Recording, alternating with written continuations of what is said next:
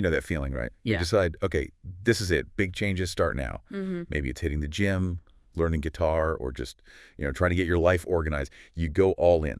Full speed ahead. Exactly. Right. And then, well, a week later, maybe two, it just sort of fizzles out. Sound familiar? Oh, absolutely. It's super common, that huge initial burst of motivation. It's powerful, but trying to change everything at once is just, well, it's really hard to sustain. We set ourselves up to get overwhelmed. Right. And that's why this idea we're diving into today is so interesting. Focusing on small changes, like really small, tiny even. Uh-huh. We're digging into the principles from James Clear's Atomic Habits. Think of this as like a practical guide, how these tiny, seemingly insignificant habits can actually add up to big, lasting results. Yeah, our goal here is to give you some really actionable stuff, ways to build good habits that actually stick around. We're not talking about needing superhuman willpower for massive overhauls. No, it's more about understanding the mechanics, how small, consistent actions compound over time. Okay, so let's talk about these tiny gains. James Clear himself has this really powerful story. He had this awful baseball accident.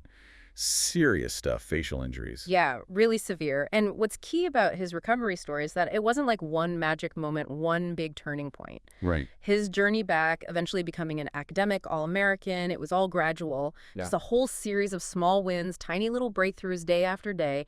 He really hammers home the importance of starting small, almost ridiculously small, to build that momentum. It's such a good reminder that progress often isn't this, dramatic uphill climb. Clear uses this great metaphor habits as the compounding interest of self-improvement. I love that analogy. Yeah. It's like investing. Those tiny 1% improvements might feel like nothing on any given day. But zoom out, look at the long run, and those little gains just multiply. Weeks, months, years, that's where you see the really significant growth. And, well, the flip side is true too, right? Small, bad habits compound downwards. Definitely. Which leads perfectly into this concept he calls the plateau of latent potential. Ever feel like you're pouring effort into something, learning a skill, getting fit, but just nothing, no visible results? Oh, yeah. It can be so frustrating. He compares it to heating an ice cube. Imagine it's at 25 degrees. You add heat, it goes to 26, 27, up to 31 degrees. And from the outside, looks like absolutely nothing is changing. The ice is still ice. Exactly. But all that energy, that heat, it's being stored. The real change, the melting, only happens at 32 degrees. So all that effort you're putting into those small habits, even when you can't see the results yet, it's like that stored energy, you're building the foundation. Eventually you hit that tipping point and boom, the breakthrough becomes visible. Yeah. And understanding that really shifts the focus, doesn't it? It highlights why focusing on systems is maybe more important than just setting big goals. Cleary argues our results are basically just lagging measures of our habits. Your bank account reflects your saving habits. Your fitness reflects your exercise habits. It makes sense. He says it so simply. Fix the inputs and the outputs will fix themselves. Yeah. Which kind of goes against the grain, doesn't it? We're always told, dream big, set huge goals. Right, and goals aren't bad, they give direction. But focusing only on the goal has downsides. Like, we often put off feeling happy or successful until we hit that target. Yeah, it creates this I'll be happy when scenario. Exactly. It's sort of all or nothing. Either you hit the goal and you're happy, or you miss it and feel like a failure. Like you're always waiting for that future payoff. But if you shift your focus to the system, the daily habits, you're making progress every day. You find satisfaction in the process itself. That shift from outcome to process, that's huge for making changes last. It's about enjoying the journey of getting better, not just fixating on arriving at the destination. Which connects perfectly to this idea of identity-based habits. This was a real light bulb moment for me reading this. Oh yeah, it's powerful. It's not just about doing something different. It's about being someone different. Changing who you believe you are. Precisely. Real lasting habit change isn't just about achieving a result, it's about shifting your core identity, that internal story you have about yourself. Your habits then just naturally flow from who you believe you are. He gives that great example. The difference between wanting to vote and identifying as a voter. Right. If you see yourself as a voter, you're just much more likely to actually go and vote. It aligns with your self-image. It's subtle, but makes so much sense. If you see yourself as a healthy person, going to the gym isn't this constant battle. It's just what healthy people do. And it works both ways. It's like a feedback loop. Your habits provide evidence for your identity. Hey, I just went for a run. I am a runner. And then that stronger identity makes it easier to stick with the habit next time. So the focus becomes becoming that type of person, not just ticking off a goal. Okay, so we get the power of tiny steps and the importance of identity. Now, Clear gives us this really practical framework, the 4 laws of behavior change. These are like the rules that govern how habits actually form. Yeah, this 4-step pattern. Cue, craving, response, reward. It's the backbone of basically every habit we have. If you understand these parts, you can be way more strategic about building good ones and breaking bad ones. Let's break them down. Law number 1, make it obvious. Yeah. This is all about the cue, right? The trigger. Absolutely. And the very first step here is just awareness. Carl Jung said, until you make the unconscious conscious, it will direct your life and you will call it fate. Wow, that's deep. Yeah. But true for habits. Totally. We need to actually notice the cues in our environment that trigger our current habits, the good, the bad, and the ugly. And he suggests a simple way to do this, the habits scorecard, which sounds fancy, but it's basically just listing out your daily actions. Yeah, just write down everything you do from waking up to going to sleep, brushing teeth, checking phone, making coffee, all of it. And by doing that, you bring those automatic behaviors out into the open.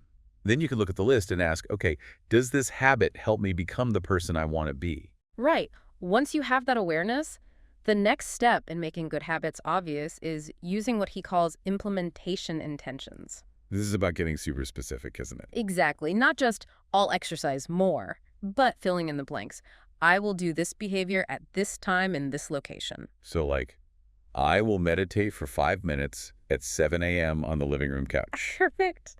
That clarity removes the guesswork and makes it much more likely you'll actually do it. Another great technique here is habit stacking, linking a new habit to one you already do automatically.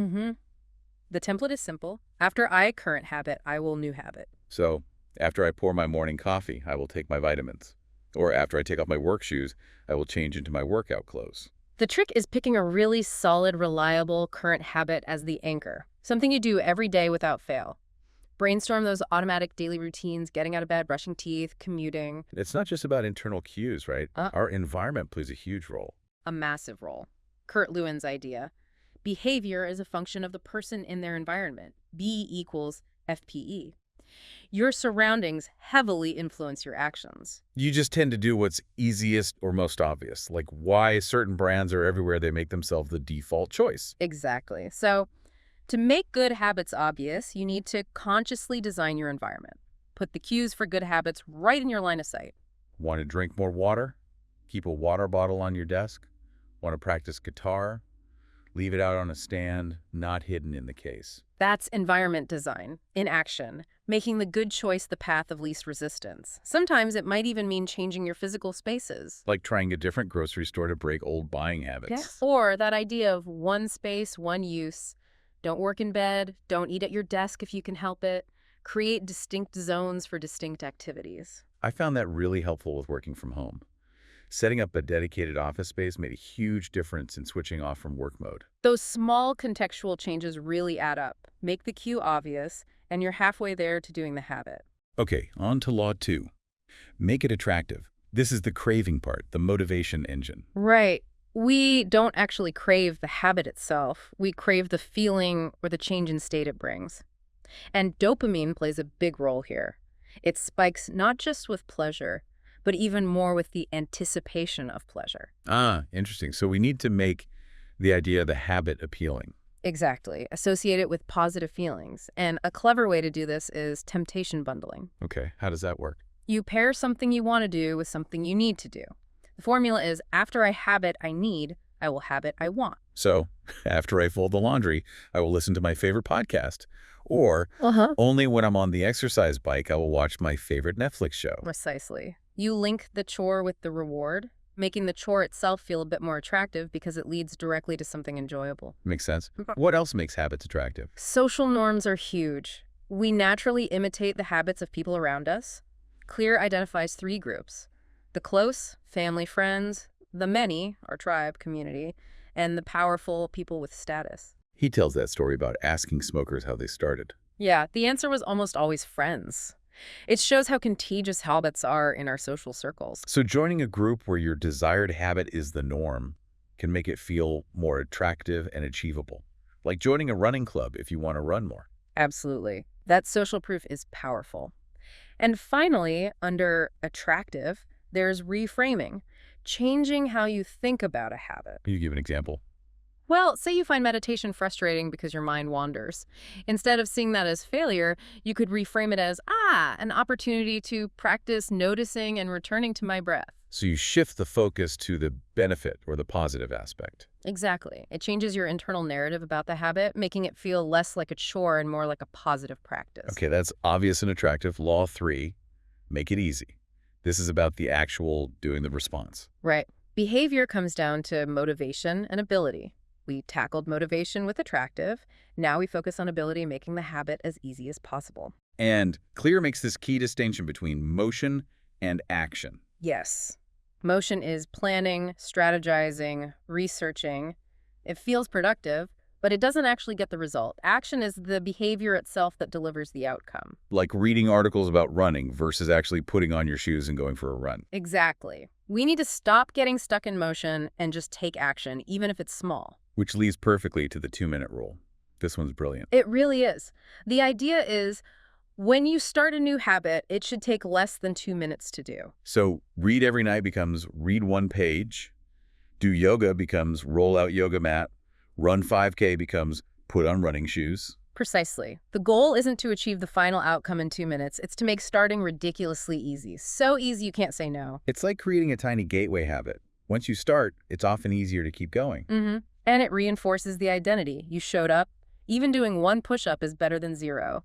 It casts a vote for being the kind of person who exercises. And once you've mastered that 2-minute version consistently, then you use habit shaping. You gradually scale it up, master reading 1 page, then try 3 pages, then 5, and so on. Small increments. it's all about lowering friction for good habits and, crucially, increasing friction for bad ones. Yes. Think like those lean manufacturers in Japan, always eliminating waste and inefficiency. How can you remove steps between you and your good habit? And technology can help here, right? Definitely. Automate bill payments, use subscription services for healthy meals, use website blockers for distracting sites. Or for bad habits, delete the social media app instead of just logging out. Put the cookies on the highest shelf, not the counter. Increase that friction.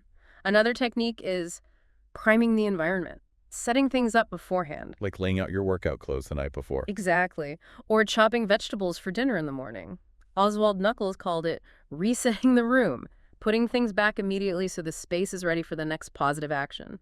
Reduces decision fatigue later. And that ties into decisive moments, those little choices that set you on a path. Yeah, like choosing the elevator versus the stairs. Or deciding whether to bring your gym bag to work. Those small choices channel your future actions. Making the easy choice, the good choice at those moments, is key. Okay, brings us to the final law. Law 4. Make it satisfying. The reward part of the loop. Right. We repeat what feels good. The problem is, many good habits have delayed rewards. Health, wealth, knowledge, they take time. But our brains love instant gratification. That donut tastes good now. Scrolling social media feels good now. Exactly. That's the mismatch. So we need to find ways to inject some immediate satisfaction into good habits and maybe some immediate dissatisfaction into bad ones. How do we make good habits immediately satisfying? Reinforcement helps. A small immediate reward after completing the habit. But, and this is important, choose rewards that align with your desired identity. So after a healthy meal, maybe savor the feeling of energy, not reward yourself with ice cream. Precisely. Or transfer a small amount of money into a savings account labeled European Vacation Fund right after you skip an unnecessary purchase. Make the reward reinforce the goal. What about habit tracking? Does that help? Immensely. Just checking off a box or marking an X on a calendar can be surprisingly satisfying. It provides visual proof of progress. And you don't want to break the streak. Exactly. That desire to keep the chain going is a powerful motivator. And for bad habits, how do we make them immediately unsatisfying? This is where accountability partners and habit contracts come in. You basically create immediate negative consequences for slipping up. Making it painful in the moment. Essentially, yes. Maybe you agree to pay your friend $20 every time you skip a workout, or post something embarrassing online if you don't meet a writing goal. Clear tells that story about the guy who made a contract with his wife and trainer. Yeah, with serious financial penalties tied to his weight loss goals. The immediate pain of potentially losing money or face was a strong deterrent against indulging bad It habits. makes a long-term consequence feel immediate. hmm And one more point on satisfaction. Habits are often more satisfying when they align with your natural talents. Playing to your strength makes sticking with things easier and more enjoyable. Okay, so we have the 4 laws. Obvious, attractive, easy, satisfying, but making it stick long-term, Hmm. that's the real Yeah, challenge, right? it absolutely is. The secret isn't just setting up the habits, it's continuous improvement and fighting off boredom. Boredom. That's interesting. Yeah, Clear talks about the Goldilocks rule. We're most motivated when a task is right on the edge of our abilities. Not too easy, not too hard, maybe about 4% harder than our current level. That sweet spot keeps us engaged. Right. But even then, routine can become boring. And Clear says the biggest threat to success isn't failure, it's boredom. Even the most successful people get bored or lose motivation sometimes. So what's the difference? They show up anyway, they stick to the schedule like a professional, even when they don't feel like it. They've built the discipline through the habit. So finding ways to keep the routine fresh, maybe with variable rewards sometimes, but ultimately it's about consistency, even when motivation fades. That's a huge part of it. Discipline over fleeting motivation. And realizing that habits get you started and keep you going, but mastery requires more deliberate practice, pushing boundaries. And being willing to evolve, right? Not letting your identity become so rigid that it prevents further growth. Exactly. Stay flexible, keep learning, keep refining. Wow. Okay. So, wrapping this up, the big takeaways seem to be start incredibly small, focus on who you want to become, that identity piece, and then use those 4 laws. Make the good habits obvious, attractive, easy, and satisfying. Yeah, that's the core framework. Remember, lasting change usually comes from those tiny, consistent actions compounding over time. Focus on building better systems, not just chasing goals. So, maybe a final thought for everyone listening. What's just one tiny habit, something based on these ideas you could start today, like right now? hmm What's one small step you can take to cast a vote for the identity you want? Try it out, see what happens. You might be really surprised by the power of those tiny atomic habits